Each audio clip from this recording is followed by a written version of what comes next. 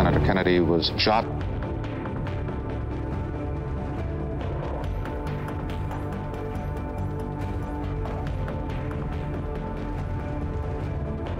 I have some very sad news for all of you, and that is that Martin Luther King was shot and was killed tonight in Memphis.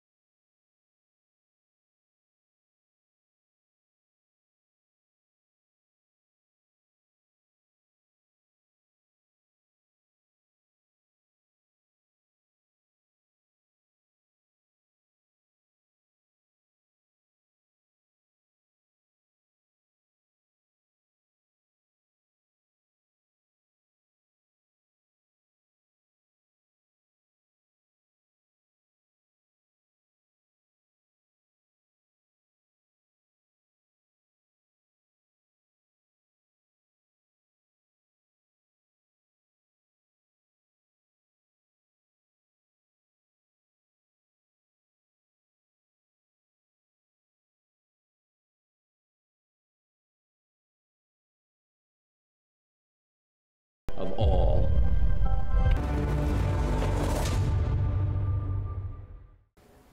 Lijep pozdrav poštovani gledalci, lijep pozdrav iz Sarajeva. Ja sam Ika Ferrer-Gotić.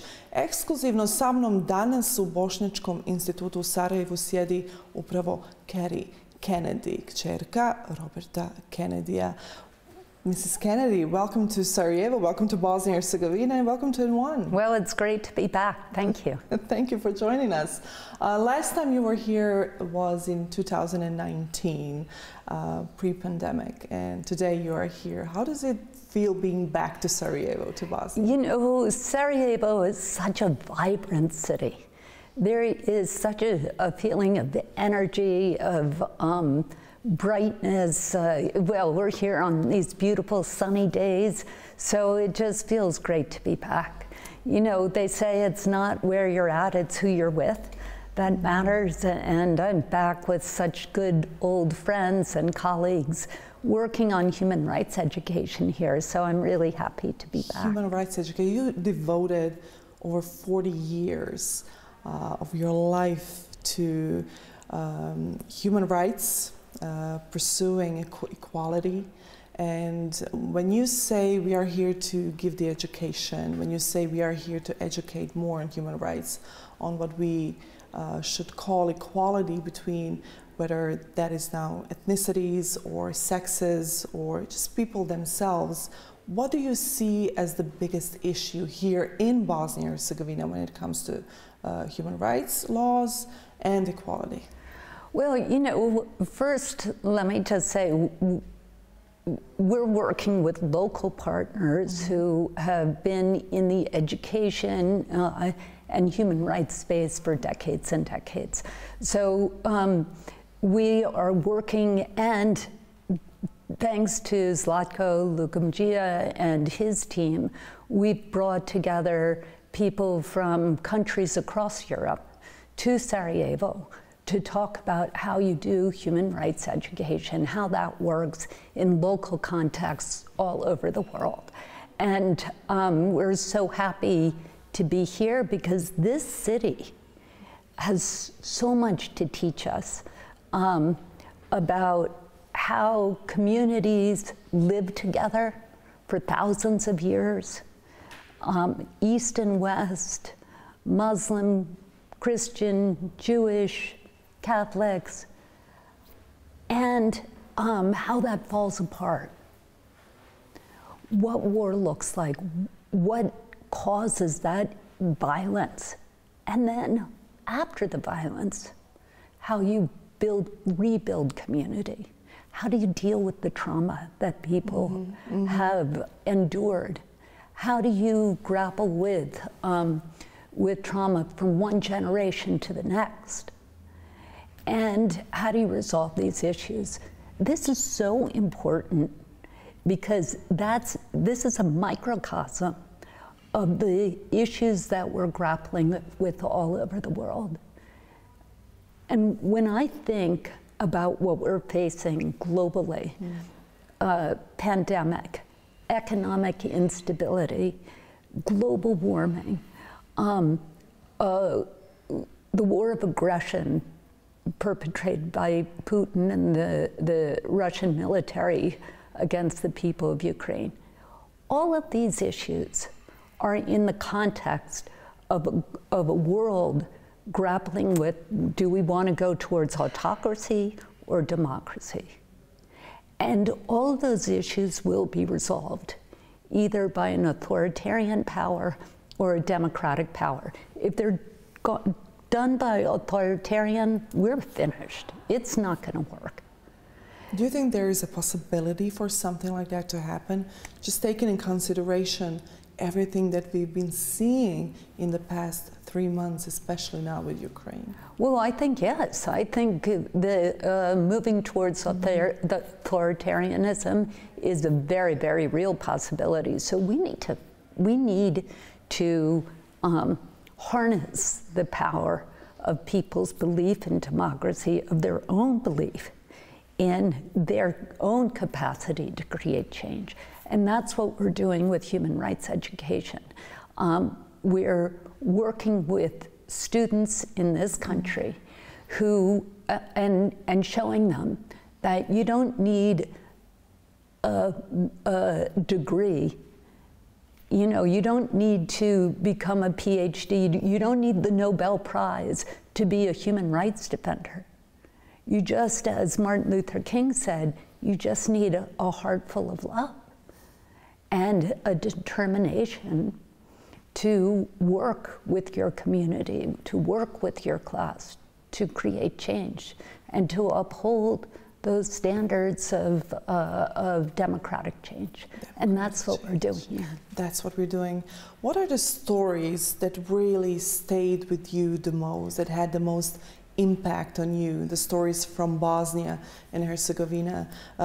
You have had a chance, even today, to hear some stories from, for example, from Srebrenica and from other towns in Bosnia during the war and afterward. Now it's already 27 years after the war. What really stayed with you? What had the most impact on you hearing? Well, you know, I mean, this is a country that has been through such hell.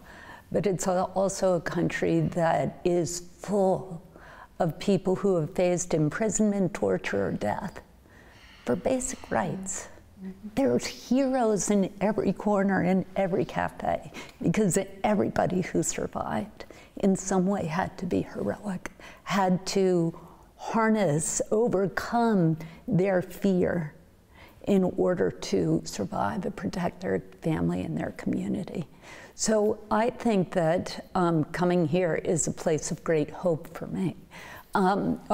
We spoke this morning to a fellow who was 17 years old, and his father said, he was living in Srebrenica, and his father said, learn English, just do that.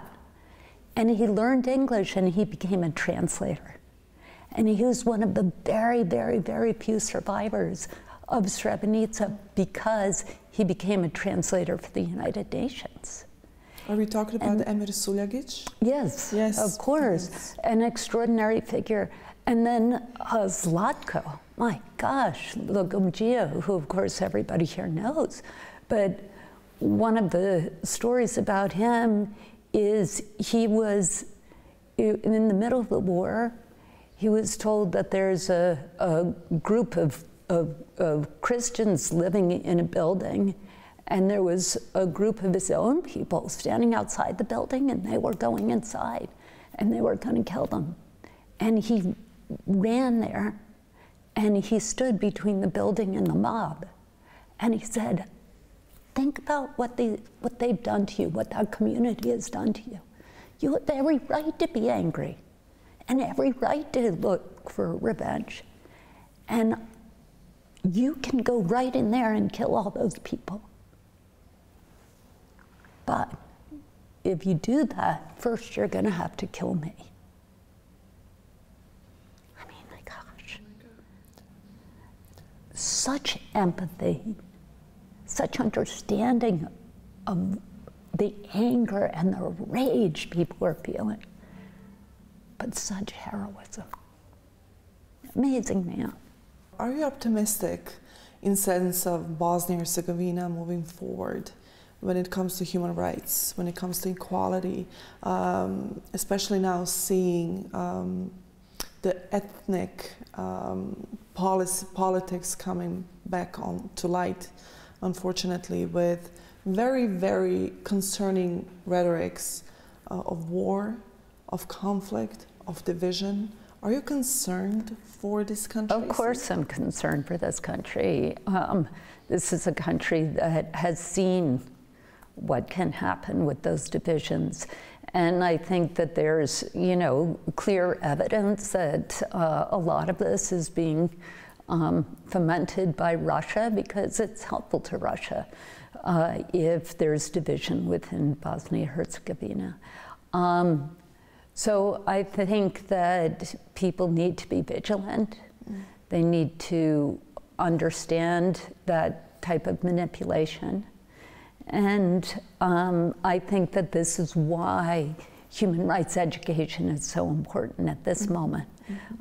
So that students learn not only what are human rights, but we also embed social emotional learning into the classroom experience so people know how and feel confident in discussing issues that are very, very emotionally laden, but with a calm voice and with confidence that they can express themselves without leading to anger and hatred and violence. You've put it so well. That is exactly what's going on.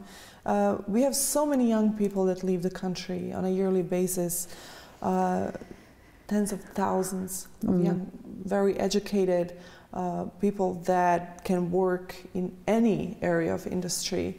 It's such a shame, such a shame. And the reason for that is exactly seeing that there is no step forward. And human rights education is important there. You're very right about that.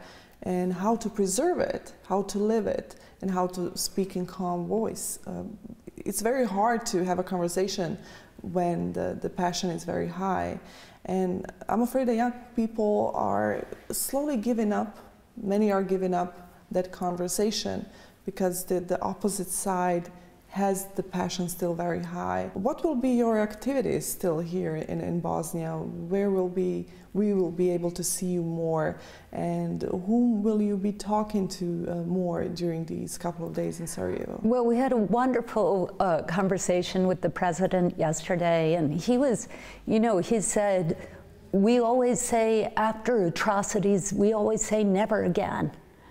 But the atrocities continue.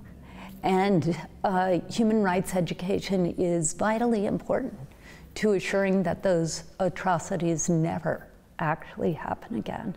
So we're going to be working in schools across the city, in middle schools and high schools, and then some in colleges as well. So we're really looking forward to that. And then from Sarajevo, we'll move into greater Bosnia-Herzegovina. What is the feedback you get from students when you speak to them, when you talk to them, when they meet you? You know, I think students, they walk in saying, I don't have the power. These are all issues that are larger than me. And they walk out looking in the mirror and saying, I'm a human rights defender. I have the tools, I have the knowledge, I have the ability, I can create change. And you know, the difference between a victim and a hero is that a victim just feels victimized. But a hero feels like, I have the tools and I can create change. And that's what we want those students to feel. That is amazing.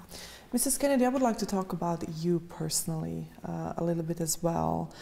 You were 8 years old when your father was assassinated, Robert F. Kennedy, God rest his soul. What do you recollect from that moment, from the time? What do you remember from the time? How was it for you? Well, I was, my father was running for president of the United States, and I have 10 brothers and sisters. So I think five of us were campaigning with him out in California. We lived in Washington, which is across the country from California, 3 hours away, a 3-hour time difference away. Oh, yes, yes. And we were campaigning with him, and it was so much fun. We went to Disneyland the day before. I mean, I was 8. It was just a fantasy of a child. We went swimming in the Pacific Ocean with those huge waves, and we had so much fun. I was walking down the street the day before with my sister, and this is so bizarre. It's so weird, but anyway, there was a woman walking down the street, and she had a spider monkey, which she was carrying on her arm, a pet spider monkey. And we started talking to her, and she gave it to us. I mean, imagine that. So we brought that back to the hotel. And then that night, we were all watching in the hotel room, at the Ambassador Hotel. And then at a certain point, it was time to go to sleep because I was only 8 and we were on East Coast time, so it was very hard to stay awake. And I was sent back to my hotel. The next morning, I woke up very, very early because of the time difference, and I turned on the cartoons, Bugs Bunny. And that's when I learned my father had been shot. Sitting alone in a hotel room on the floor, watching Bugs Bunny, and then came across the screen. You found it out yourself, yeah, like that? That's how I found out. Senator Kennedy was shot. Senator Kennedy has been shot. Is that possible? Is that possible? It's good. Is it possible, ladies and gentlemen? It is possible. He has not only Senator Kennedy, oh my God. Senator Kennedy has been shot.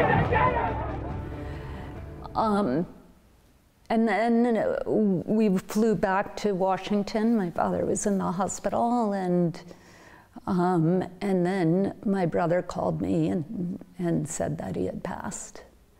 And I remember when that happened, going into my room and praying for my dad, praying for my mother, praying for our family, and then praying for the guy who killed him, and saying, please don't let anyone hurt that man. I don't want any other family to go through what our family has gone through. Oh, wow. And you know, that was an... Was that the power of forgiveness? Were you even then? Do you recollect? You know, I don't know if I would call that forgiveness exactly. I think it was more more about just wanting to stop the violence. Just wanting to stop, just to have peace. You know, it took a little process afterwards to let go of my anger and my fear about the guy who killed him, which is the forgiveness process for me. But really that was saying, we just cannot have more violence. We can't have this violence lead to more violence, lead to more, lead to more. We've got to stop it, stop. And that was really what that was about. That is incredible. It was the wisdom, you know, it's the wisdom of an 8-year-old. And it was why I continue to work against the death penalty. Because that is just today, then revenge.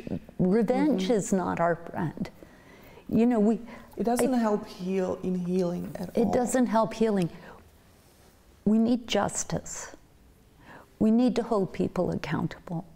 We need a system that we all have confidence in, that when an act of violence is done, that the person will be held accountable, so we don't have to go to revenge.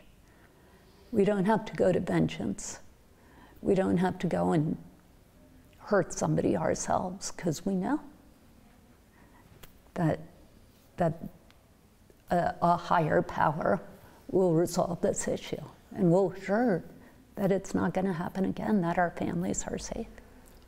I see that resilience a lot in Bosnians as well. I'm sure. Revenge, healing, forgiveness eventually, and moving on, healing, educating. You mentioned never again, but we unfortunately do see that never again repeating itself. It's never again until it repeats itself. We've seen it now, especially in Ukraine, but we've seen it in Afghanistan. We've seen it in Iraq. We've seen it in Syria. We see it in Yemen even today. We will talk about that in a minute. Sure, and the Rohingya. Rohingya. It's even ruled genocide by tribunal in London. Unbelievable how never again has no meaning, unfortunately, even for Bosnia and Herzegovina today. And your story, your personal story, really reminds me a lot of that resilience that I see in Bosnians today. And incredible for a girl of 8 years.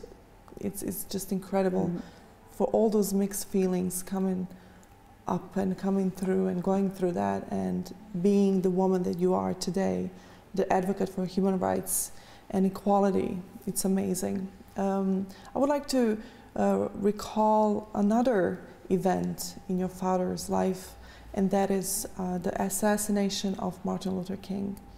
And he was the one that said the community that their leader had been assassinated. Yes. Can you tell us more about that? Sure. So my father was running for president in 1968, and he was in the state of Indiana, and he was going to a rally in Indianapolis, the capital of Indiana, in the largest black neighborhood. And when his plane landed, he was told by the white Mayor Richard Lugar, that Martin Luther King had been killed, that there were riots breaking out across our country, and that my father must not go to this rally in the biggest black neighborhood because it was too dangerous and too fraught, and that the mayor would not send a police escort because he didn't want to put his police in danger. And now my father turned to John Lewis, who was a great civil rights activist, and who had organized that rally, and said, "What do you think, John?" And John said, "You should come." And so Daddy went. And he gave a very short speech. The people in the front of the rally, this before cell phones, had been waiting for him for hours, so they hadn't heard the news. The people in the back of the rally came with bicycle chains and Molotov cocktails. They were ready to riot. And my father said, you know, He told them that their leader had been killed, and he said, for those of you who are angry at the injustice of this act and feel vengeance towards all white people, I can just tell you that my brother, I understand how you feel, because my own brother was killed by a white man with a gun. Did they know about Martin Luther King? Could you lower those signs, please? I have some very sad news for all of you, and that is that Martin Luther King was shot and was killed tonight in Memphis. Martin Luther King dedicated his life to love and to justice between fellow human beings. He died in the cause of that effort. In this difficult day, in this difficult time for the United States, it's perhaps well to ask what kind of a nation we are and what direction we want to move in. For those of you who are black, considering the evidence evidently is that there were white people who were responsible, you can be filled with bitterness and with hatred and a desire for revenge. We can move in that direction as a country, in greater polarization, black people amongst blacks and white amongst whites, filled with hatred toward one another. Or we can make an effort, as Martin Luther King did, to understand and to comprehend and replace that violence, that stain of bloodshed that is spread across our land, with an effort to understand compassion and love. For those of you who are black and are tempted to be filled with hatred and mistrust of the injustice of such an act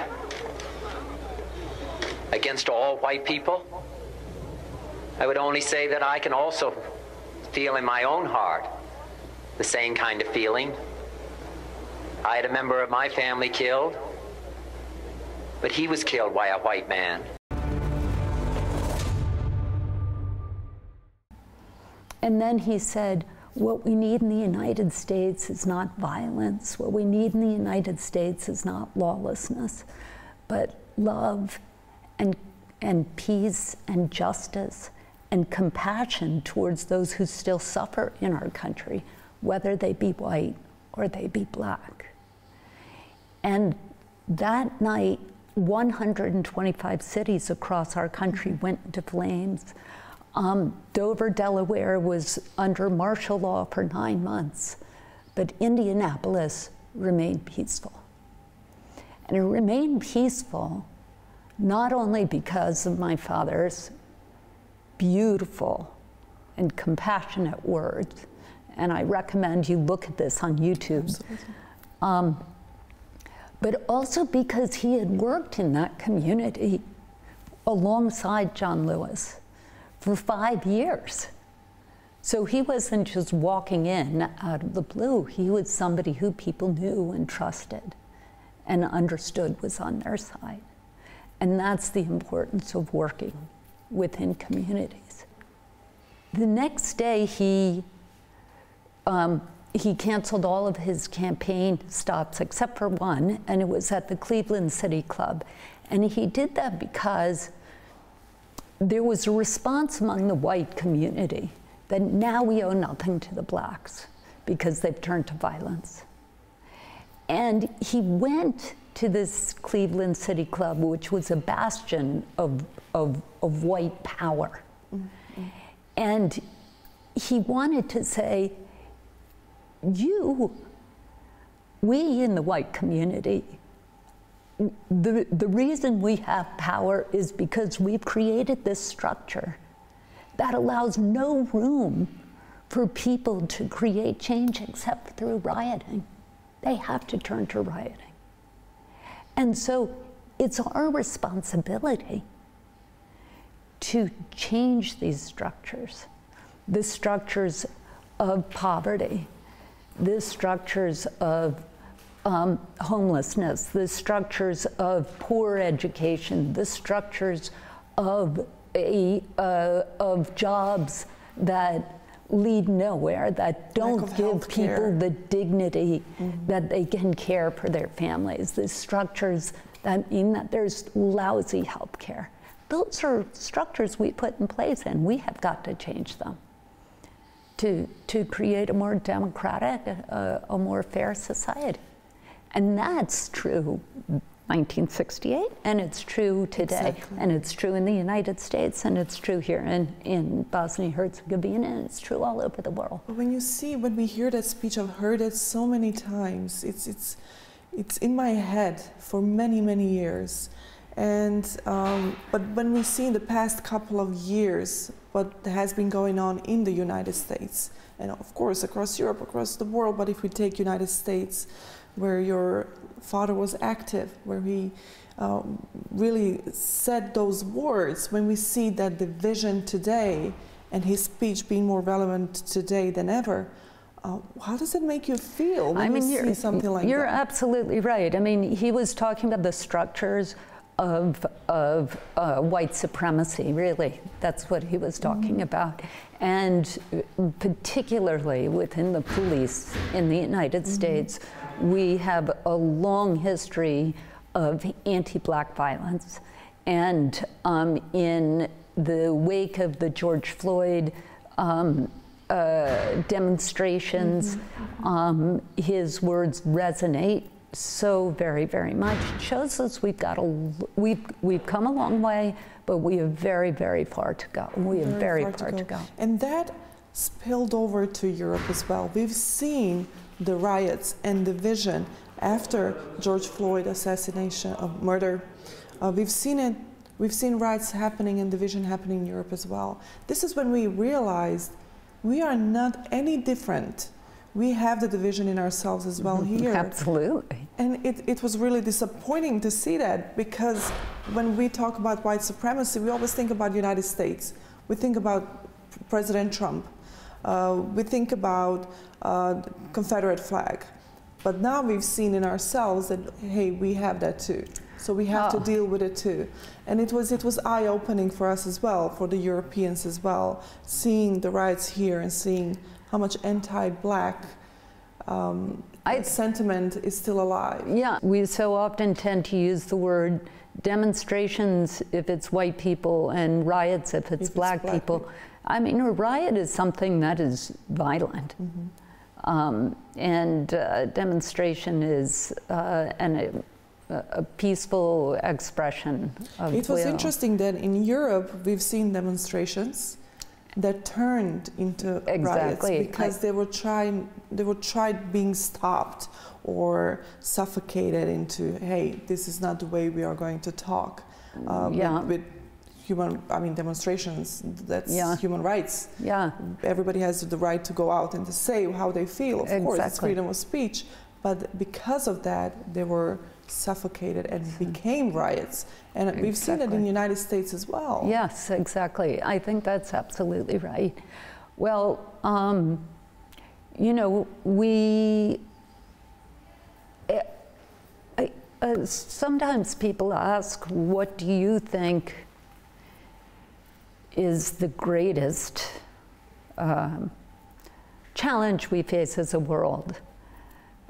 Now, I really think the greatest challenge in human rights is authoritarianism versus democracy. That's the structural issue.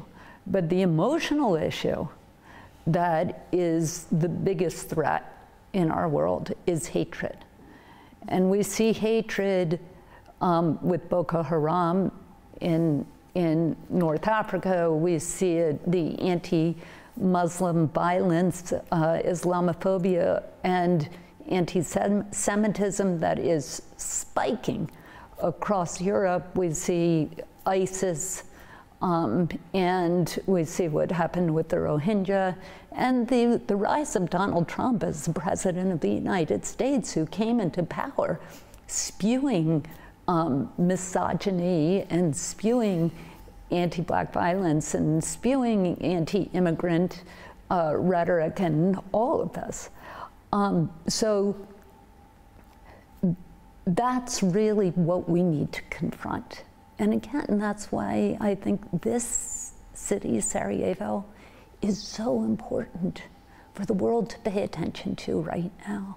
So important. There's every lesson that we need to learn for human rights and for survival is happening right here. We can learn all of those lessons right here. And that's why we need to pay attention. That's why we're here. Thank you so much. Bosnian Herzegovinians do need that kind of attention. And I see a lot of your father in you, in your speech, in the way you talk. That's incredible. Such an honor really to have you here. While we're talking about the world, what do you think everything that is happening in Afghanistan today, and especially with United States Army military pulling back and leaving that country after 20 years of trying to build institutions, build peace, sustainable peace, has turned into what we see today, abuse of basic human rights, especially for women. What do you think about that? Do you think it was a right move for United States military to move out of Afghanistan? And what can we do, what can you do to give more attention to women that really, really need all the help, all the attention right now in Afghanistan? I think it's complicated. I don't think you can bomb people into democracy. I think,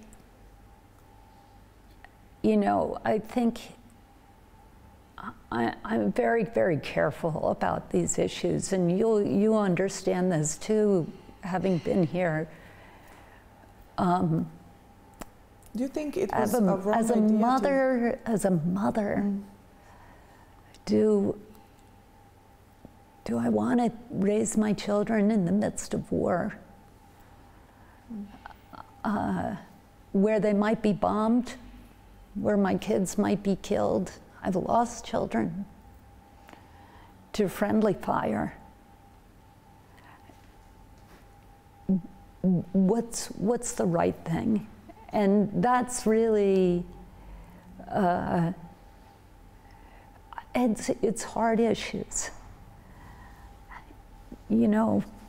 These are hard issues. They're hard issues. That's that, and then versus foreign policies. And then there's this juggling between, when I look at everything that happened in Afghanistan, and after 20 years of us being there with allies, leaving and all this happening, we realized that maybe it was a wrong approach to try to go and westernize an Eastern country instead of nurturing their own culture and try to build institutions in that way. Absolutely. Is that maybe the right approach? No, I think that's right. Look, like you said, you don't bomb a country into democracy, right? Yeah, exactly.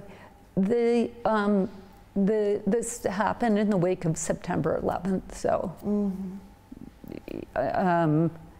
is there an idea that you need to stop that kind of terrorism ever happening happening again?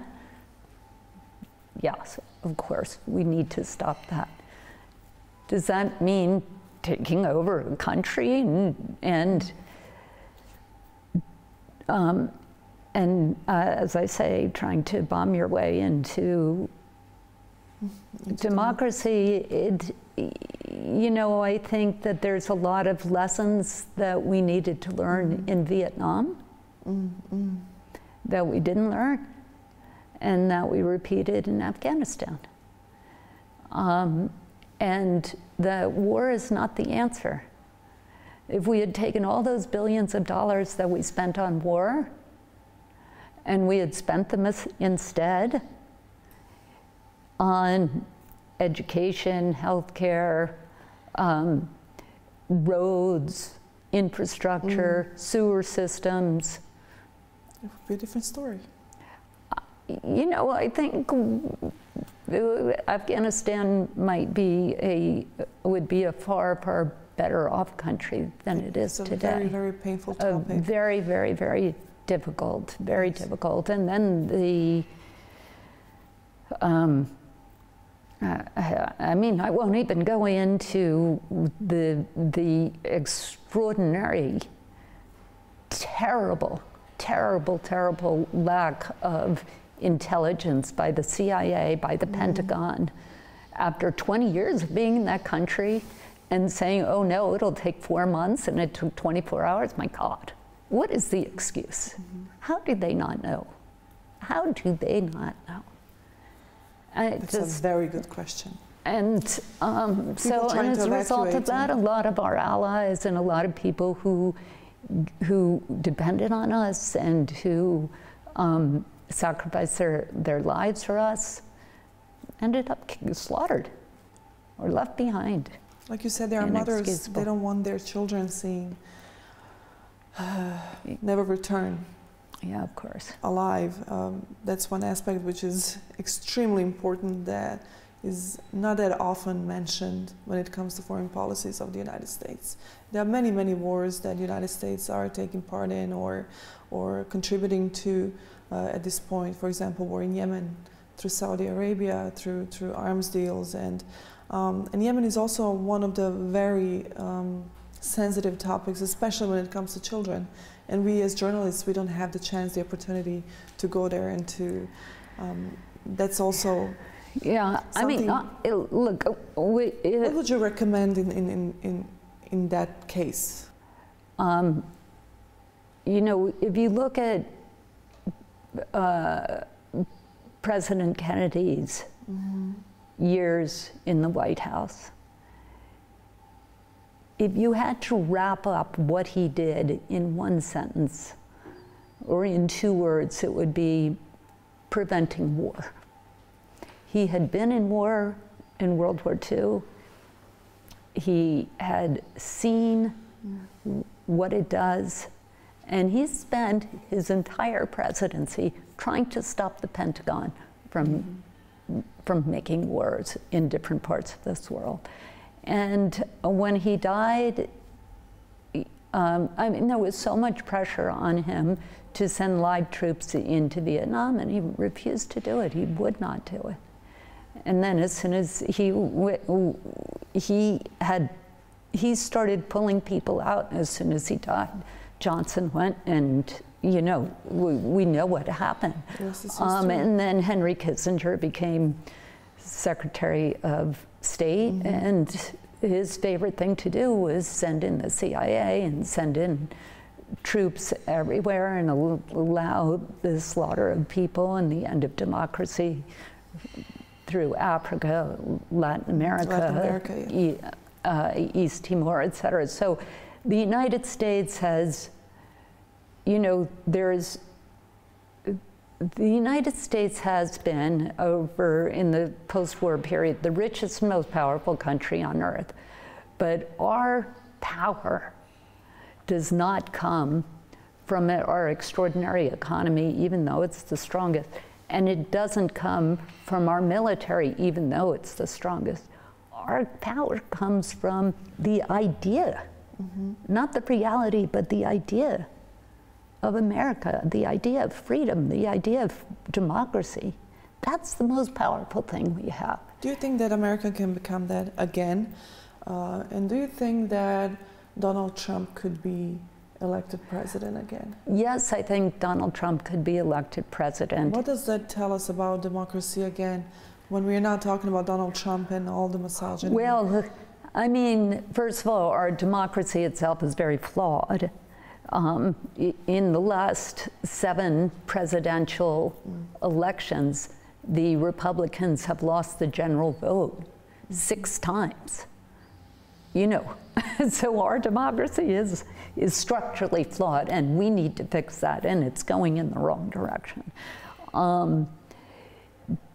I think that, but it's an important lesson for all the world, that democracy is not something to take for granted. Your government is not something to take for granted.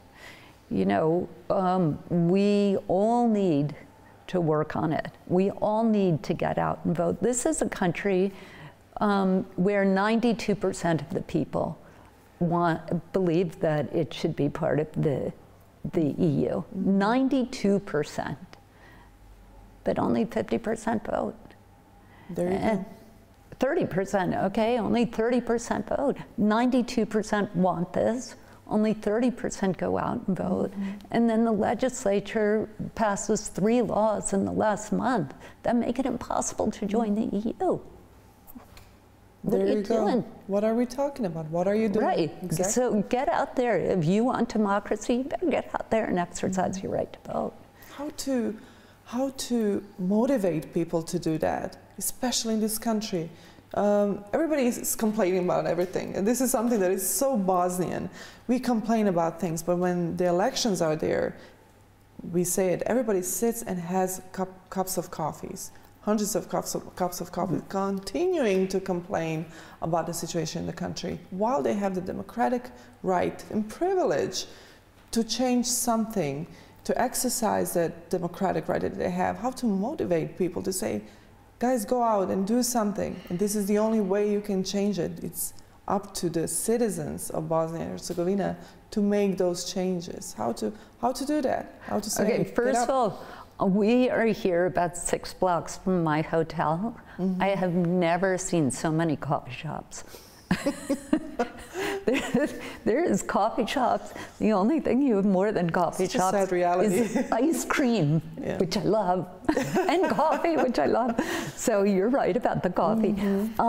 It's a strong coffee culture in Bosnia, but during elections, even stronger. Coffee and ice cream.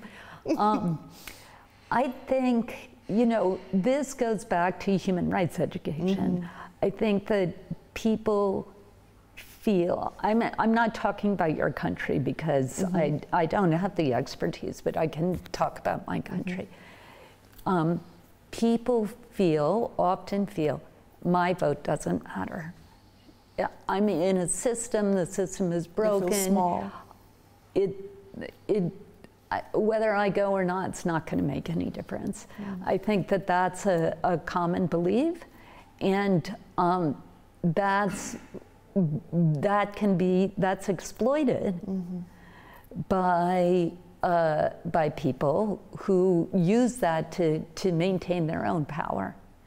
So we need to get out from under, I'm not talking about you, I'm talking about us. But it's very similar to what is going on here. We need to get out from under the politics of victimization.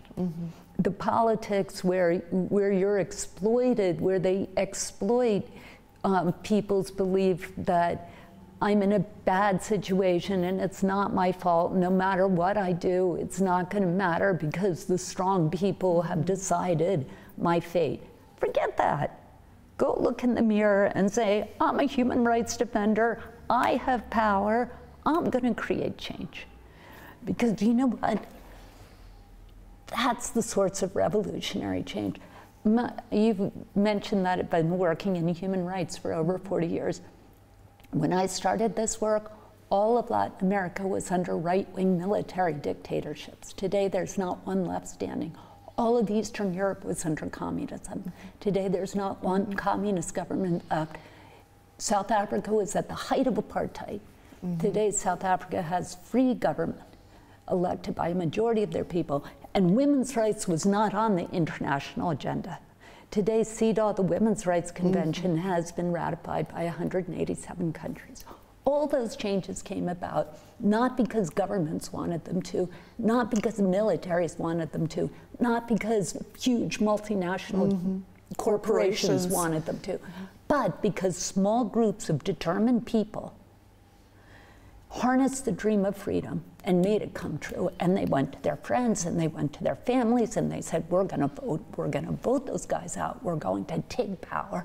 We are going to create a new generation, the structures of democracy in our country, and we're going to take it away from the haters, and we are going to have freedom.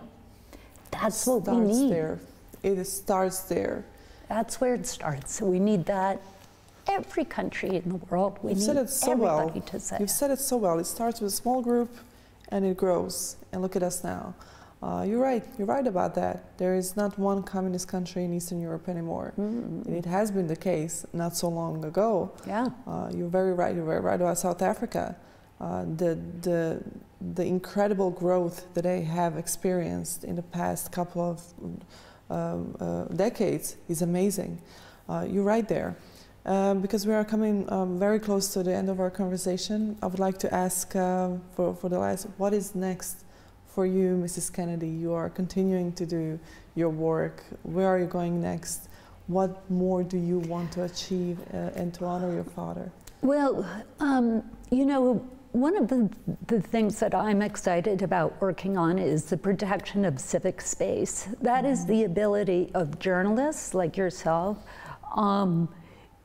opposition, political figures, human rights defenders, and non-governmental organizations to operate without fear of repression by their governments, without their newspapers being closed down, without their voices being squelched, without them being picked up and accused of falsely accused and thrown in jail.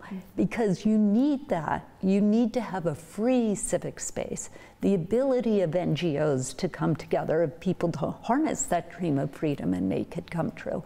You need that in order, that's a basic pillar of democratic change. And so what countries have done around the world, power structures, is they've seen that that is a huge threat to them. A huge threat to the status quo. And so I think that that's something we're working on, which I'm excited about. And then, you know, that's a structural level. And earlier I was saying from an emotional level, I think the biggest threat to our world is hate. The panacea there is love. We need to find ways of loving each other and of walking through the world with an open heart and finding in somebody who's aggravating and irritating and who's saying the opposite of what you believe, finding the warmth, finding the heart, finding the love inside them. Because we are born with love, but we learn hate. Well, I have to say, I have 7 brothers. You know, there's people you're furious at. And then you learn to love them anyway. And you know, we need to take those lessons from our childhood and apply them to our neighbors and to the guy on the television set who you just want to take a bottle and throw it at them for spewing things you don't believe in, and say, well, and you had hard lessons to learn since you were 8. Incredible. Mrs. Kennedy, thank you so much. Thank you. Thank you for being part of this. Okay. Thank you. Come visit us again. Okay. Have some ice cream and a cup of coffee. Yes. Thank you. Bila je ovo Kerry Kennedy i predsjednica fondacije Roberta F. Kennedy i njegova kćerka. Upravo smo razgovarali o svim ovim temama koji su trenutno aktualni. Ja sam Mika Ferrer-Gotić. Ostanite uz program N1. Thank you. Senator Kennedy was shot.